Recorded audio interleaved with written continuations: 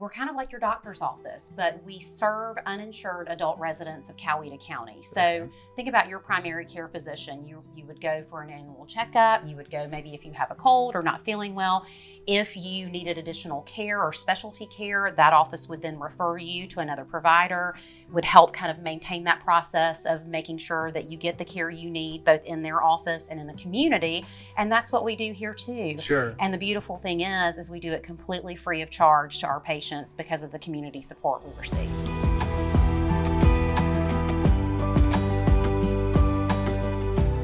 Welcome to Connections. I'm Glenn Gould, and I have with me today one of my longtime dear friends from Coweta County, Kelly Hines. Kelly is the Executive Director of Coweta Samaritan Clinic. Mm-hmm.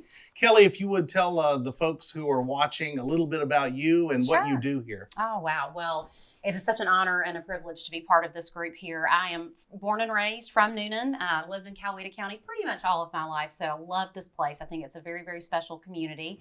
I came here to the Coweta Samaritan Clinic right at the start of COVID, which was a very interesting time to start a new job, much less one in healthcare.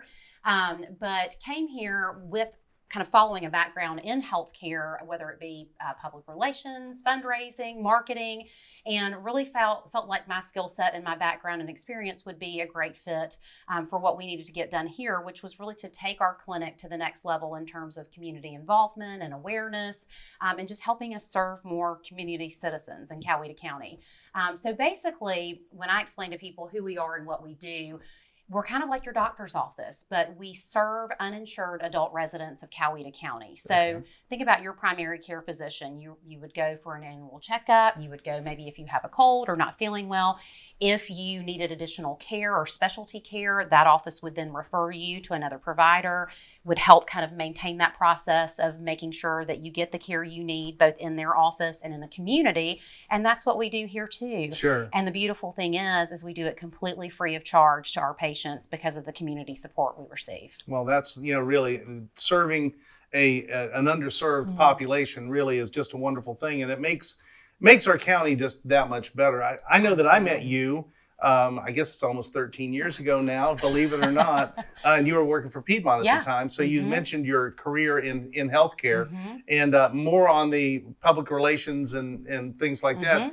Just a little bit about the background. You were at Piedmont, and then you and I served together on a board at Cancer Treatment Center of America for a short period of time until you took this job. I know. Yeah. So, and even before then, I began my career in Atlanta at Children's Healthcare of Atlanta. Oh, okay, I didn't know that. So, and started out actually when I was still a student at Georgia. I had a college internship there and really fell in love with the ability to work in the medical field, but not necessarily be a clinician. Right. I always joke that in my next life, I'll be smart enough to be a medical provider of some sort. But until then, I have the privilege of working alongside of them. But yeah, so I actually started out in fundraising when I was at Children's.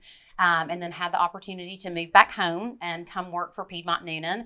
I was part of the team that helped open our wonderful new hospital here, and I still continue to be so proud of that as part of my kind of career story.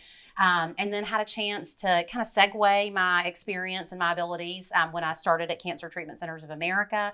Really focused a little bit more on niche marketing in the southeastern United States and trying to attract patients to cancer treatment centers, and just loved that team and loved that experience there. And lo and behold, I think the folks here kind of had an eye on me for a little bit of time, and they actually approached me and asked if I might be interested in learning more about getting involved here.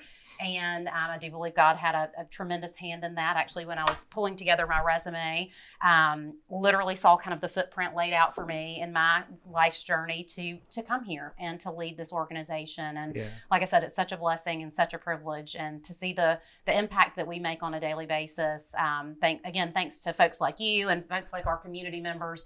It's just such a joy. It really is. If you wouldn't mind, kind of give us a little bit of a thumbnail sketch, if you will, of the history of here, because as we were talking beforehand, and you just mentioned about your deep faith and that God's had a hand in it. Yeah. You were mentioning earlier you felt God had a hand in the way this place was founded as well. Absolutely. And I love to hear Dr. Kay Crosby, our founder and our volunteer medical director, tell so many stories, and others here too for that matter.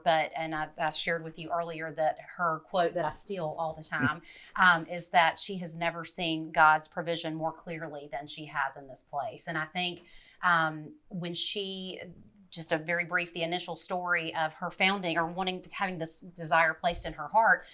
She was doing medical mission trips in Mexico. And one year her church did not have the funding to do that. So they actually hosted a medical mission trip right here in their backyard in Coweta County. And identified very quickly that and this was, I'd say probably in the mid 2005, 2006, and identified that there are so many people in this community who had no place to go other than the emergency room if they needed medical care because they were uninsured. And so she realized at that point that she had a skill set where she could serve that audience. And so she gathered some wonderful folks here in this community for a couple of years at her dining room table, and they conceptualized this place and what that might look like. And so many folks at Piedmont Noonan, the Noonan Hospital Incorporated Board of Directors at the time, they had actually been purchased by Piedmont. And so all the funds that they had left over, they gave a good amount of those funds to us to get this place started. The Coweta County Hospital Authority provided this building when the Coweta County Health Department moved to their new location.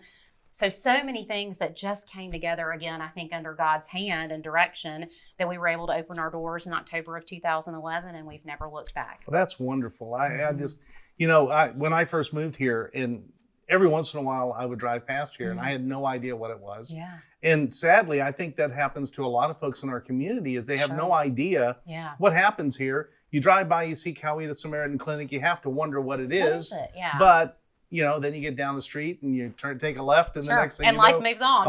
Yeah, exactly. So this is a good opportunity for us to share. Before we get too far down the road, I do want to mention that we're kind of coming together as a partnership like we've done before for our annual coat drive for Samaritan Clinic. Tell them a little bit about that. Yeah, well, we're really excited about this. And I have to say that I personally am a very big fan of this gentleman here and his company, and just appreciate all that you guys do and all the help that you provided my family with our tornado experience, and certainly many others in this community. And I think just with our working relationship at CTCA, at Piedmont, we felt like there would be a really neat opportunity here to use your services to benefit our patients.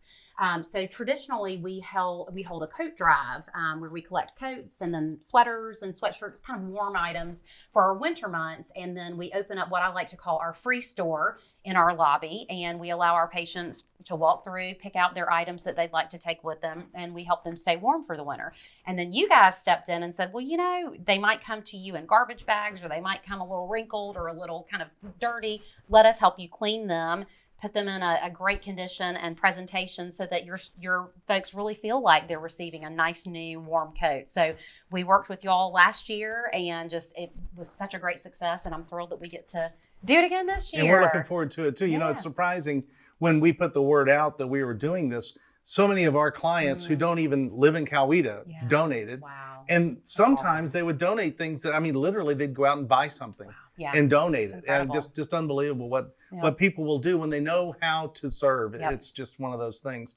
So we're starting now. We're going to be accepting coats now. You can bring them to the Samaritan Clinic here in Noonan as well. But if you want to pick up in Coweta, Fayette, or South Fulton, we'll be happy to come out to your home just to pick up coats or other warm items for the clients here at Coweta Samaritan Clinic. So let's go back a little bit to a little bit about you, because I think you've got a very interesting story. I will tell you, I think everybody has an interesting story, but I don't know all of them. I do know a little bit about you. So you grew up here. As a matter of fact, I know the home you grew up in, and it was devastated by the tornado. And then you left here and you went to University of Georgia? Went to University of Georgia. Okay. Yep, so lived in Tell Athens. us a little bit about that, and what did you go to major in? Well, and it's funny that you asked that question. So I was going to be a physical therapist. I was, going to change the world one physical therapy session at a time.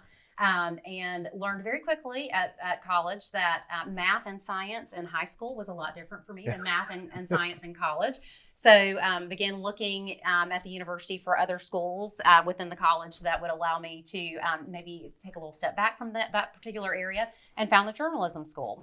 And again, really enjoyed, I've always liked to write, and I've always liked to interact and speak with people. And I think that really set me up very nicely to just do well in the field of public relations, which was what my major was in. And I wanted to find an internship while I was still in school. And a family friend connected me with Children's Healthcare of Atlanta. And I mean, who wouldn't want to work for that incredible Absolutely. organization? So interned with them, and like I said, did fundraising for them and some special events for them. And I was very, very fortunate that they contacted me and wanted me to come on full time after I graduated college. So went to begin full-time work there, and just had a great start to my career at that organization. At Georgia, you met somebody. I did. Tell us a little bit about how. My husband of over 20 years now, which is, it's unbelievable to think that it's been that long and that we're getting older. We're not getting older. But no, we met there and got married in 2002. And he and I, we lived in Atlanta for the first several years of our marriage. He was at the time a high school football coach and teacher. And so he was pretty much able to work anywhere. And we moved around a little bit to follow his career path. Ended up at Marietta High School, his alma mater, for a little while. And we both realized that as much as we loved our experience in Atlanta, we did not want to ultimately stay in the city, forever and ever. So we started looking for job opportunities outside the big city, and we're both offered jobs. He at Noonan High School and I at Piedmont Noonan within 2 weeks of each other. And that was in 2008. So we moved, I moved back home and brought him with me to Coweta County. And like I said, have just been here since. And he now, he was at Noonan High School for a number of years and then took a job promotion to become athletic director and assistant principal at East Coweta. And he is in his 4th year there now, which is hard to believe that time has flown by. Right. And just does such a great job. And he does so much for his school and those families and the community as well. Well, it's funny because in one of my previous interviews, I was speaking with Latha Ravi from Flying Locksmiths, and she said, I think that people who have similar tendencies end up with each other. And so, I mean, you both are very service-oriented, very interested in helping people. Absolutely. And obviously, you ended up together, and it's another, maybe a blessed provision there. So I think so. And he's just as active as you are. I mean, my goodness, I don't know how you guys ever see each other. Well, we don't. No, and it's funny because, typically our morning conversation starts with, okay, what do you have going on this evening? Okay, what do you have going on this evening? And we compare notes and hopefully meet up, at some point by the end of the day. But I think the kids are only 9 and 10, but they're driving now, right? Oh, yeah, right. Yeah, they're very self-sufficient. I don't know how old they are. I'm just kidding. You're close, though, 9 and 12. Okay. So we're getting there. Gosh, which is, again, hard to believe. But no, I think, and that it was the way I was raised. It was the way he was raised, that, it's a family affair. And, our community means so much to us. Certainly when he was growing up in Marietta, that community means so much to his family who are still there. We consider it a privilege. And I think to be able to make a living off of doing something that you love that makes your community and hopefully your world a better place. Yeah. I mean, it's our blessing. It really is. So let's talk a little bit about that and share with us maybe obviously you're not going to share names or anything like that, but a typical patient or a client that comes here. They may not be a patient. They may just need other services. Yeah. But tell me about people who come here and maybe people that we might know that we don't realize, wow, they could really benefit from a relationship here. Well, and I think, when you hear about a free or charitable care clinic, sometimes there is stigma associated with it. And it's, kind of the lesser of these mentality. And it's truly far from the truth. We're really seeing people here from all walks of life, from all backgrounds, from all experiences. And, we talk about, we're their safety net. A lot of us in this world, we're one job loss, one, unfortunate circumstance or situation away from being without insurance, from being without income, from being homeless. I mean, whatever it may be. And some of us are fortunate enough that we have a safety net. Others of us are not. So we liked, and our social worker, Amy Kelly, who is just an angel on earth here, she's the one who taught me that kind of viewpoint of we're their safety net. And we really come in and work with them, not only with their health and their wellness, but looking at their psychosocial issues, helping them with, where are you living? What kind of transportation do you have? What kind of food, do you have or do you not have at home? How can we help plug you into other organizations in our community who can help us help you with that? So tell you two patient stories. One just happened this week, actually. So this was a woman who is a former patient of ours. And she came to us. She brought coats. Believe it or not, she brought. So you have those in your van already. He's already got them in his van. She brought us coats and sweatshirts that she wanted to contribute. And while she was here, she said, "I also want to give you a check."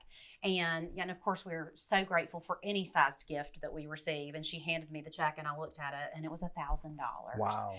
And I said her name. I said, "Oh my gosh!" I said, "This is tremendous." And she looked at me and she said, "I know you weren't here when I was a patient here because I had not gotten here yet, but she said, you all saved my life." And we had a board member at a board meeting once in this room right here at this table. Actually, we were talking about the impact and the difference that we can make in people's lives with the help of our community.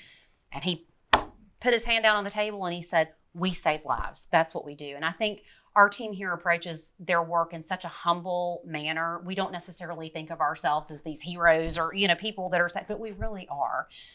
So that was a tremendous story that just her level of gratitude and her, however sacrificial that gift was to her, she wanted to give that to us because of what we did for her. I mean, And then another one, this actually stemmed from our bluegrass and barbecue that we recently held. We had a volunteer who was helping us, and she came up to me during the event and pulled me aside and said, "There's someone here who I think we can actually help." And the person was involved volunteering at the barbecue. We were trying to be very mindful of privacy and being comfortable with kind of talking to us. And we found an appropriate time to speak with this individual and talk about the situation that individual was currently in. Trying to work, trying to make a living, single parent, had some health issues, was having a tough time because of those health issues. And we were able to take that person in and get them the help and the care that they needed. And again, that was one of those moments. We weren't expecting to get a new patient at our barbecue, but we were thrilled that we were in a position to literally in that moment speak with that person and say, "We can absolutely help you." So, just so many blessings, blessings abound. Well, that's wonderful. Yeah. So you mentioned a couple of things there that I want to touch back on because obviously one of the things that's most important is how you fund a place like this. You mentioned that some people give, and they just give because they care about the mission or they care about the people you're serving. And then of course you have an event or two a year. Yeah, we do. That raise money. But how is the place funded? I mean, so we are funded, I would say, probably now 97%, 98% through private donations, basically. So certainly individuals in the community, foundations, churches play a large role, corporations, and we have corporate sponsorships. But the bulk of our money comes from our individual contributions, just people sending in money to help us, buy medications, keep our lights turned on, all the supplies that we need, to care for our patients. So it's certainly not it's not a small undertaking. So we do need that help. Yeah, and is there a particular drive when you do that, or is it just throughout the year? Or really throughout the year. Traditionally we send out what we call our appeals for kind of special help in the spring to tie in with tax season, and then also during the holidays. So we'll actually be getting ready to send out a solicitation the 1st of December, and a lot of people like to give towards the end of the year. Sure.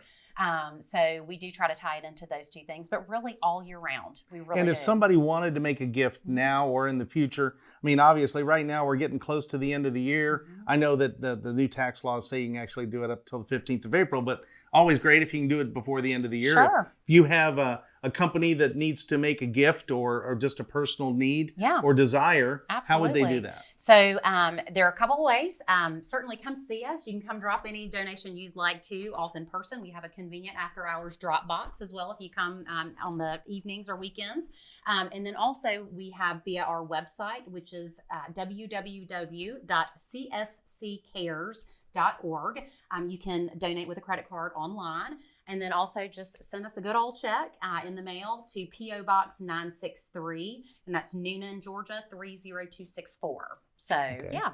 Well, that would certainly be great. Let's circle back a little bit to a little more about you, if you don't mind. Sure. So you've been in the community now, I mean, all your life, with the exception of the time you were in Atlanta and in Athens.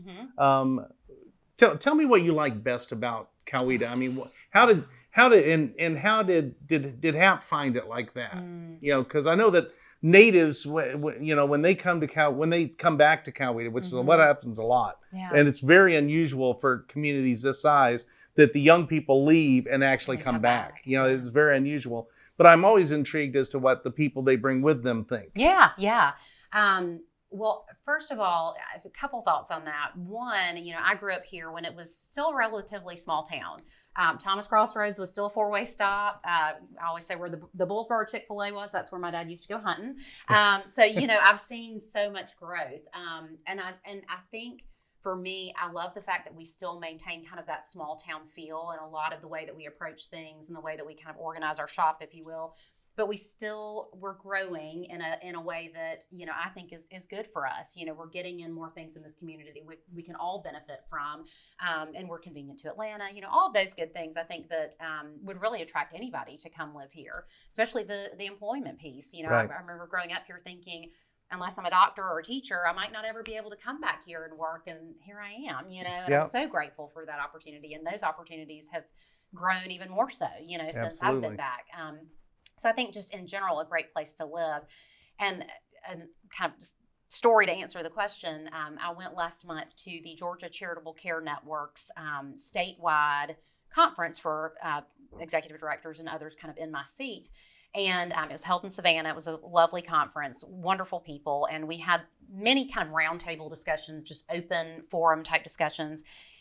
And it hit me on so many moments how fortunate not only are we here at the Coweta Samaritan Clinic for the help and support that we get, but how fortunate we are as a community. I mean, to hear other people talk about legislative concerns, funding concerns, just communities not getting along or competing with each other. And I know we're not perfect, but to really think about the fact that Coweta County is an amazing place. And at the end of the day, whether it's a tornado, a pandemic, a one-off type situation, we're going to rally around each other and we're going to do the best that we can to help each other and lift everybody up. And that might sound hokey, but I really do believe that that's so true about this place. And I think for an outsider like my husband, he was welcomed with open arms. And I love the fact that he has made a name for himself completely independently of me.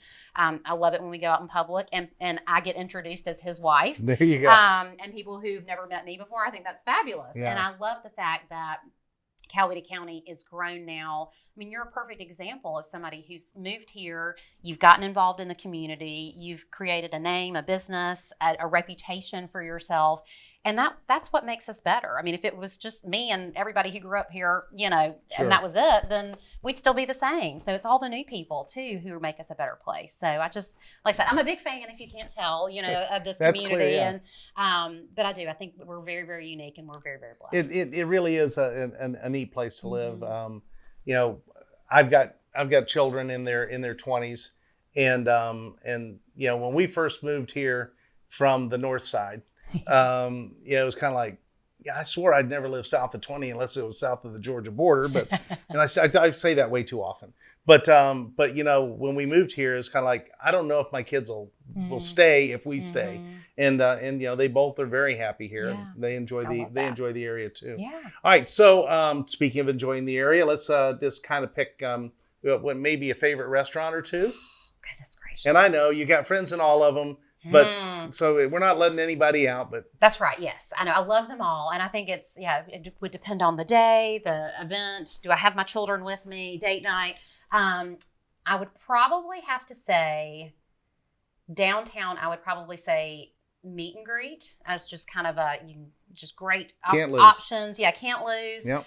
Love Mad Mexican. My kids love Mad Mexican. So that's kind of a family favorite. And Chad and his wife Angie, they do so much for the community too. So love that. And golly, there's probably not a place in this community that I have tried that I said I would never go back to again. I'm kind of a foodie at heart too. So love PETA in Ashley Park. Yep, that's another great good one. Yep. So yeah. Lots of good choices. Lots of good choices. Well, listen, I just want to thank you for spending time with us today. I do want to remind you that we are starting our coat drive, warm clothing drive now for Coweta Samaritan Clinic's clients in need this year, there is always an opportunity to take care of people who maybe need just a little bit of help. And then you tell that great story about somebody who just got some help and then came back and wanted to give back because of it. Yeah. And if you have an opportunity, if you have an old coat or two in your closet, we'd love to pick it up from you, or you can drop it off here at the Samaritan Clinic right here in downtown Noonan. But if you have an opportunity, go to their website and please say it again. So it's CSC Cares, so Coweta Samaritan Clinic Cares.org, csccares.org. And to see a little bit about what they do for their clients, perhaps maybe you'll see a need to help out. And I know you're always looking for volunteers. Yes, absolutely. So there's always an opportunity to serve. Yep. If you would like to do that as well. Kelly, I always love spending time with you. You're just so much fun, and I'm just grateful that I know you. Oh, thank you. I feel the same way. Thank you so much. You and your husband and family and your parents, I got to meet them too. You know, yeah. You all just do so many great things for our community. You're really an asset. Well, thank you. So thanks for being with us today. Thank you, Glenn. Thank you so much for watching. We'll see you next time on Connections.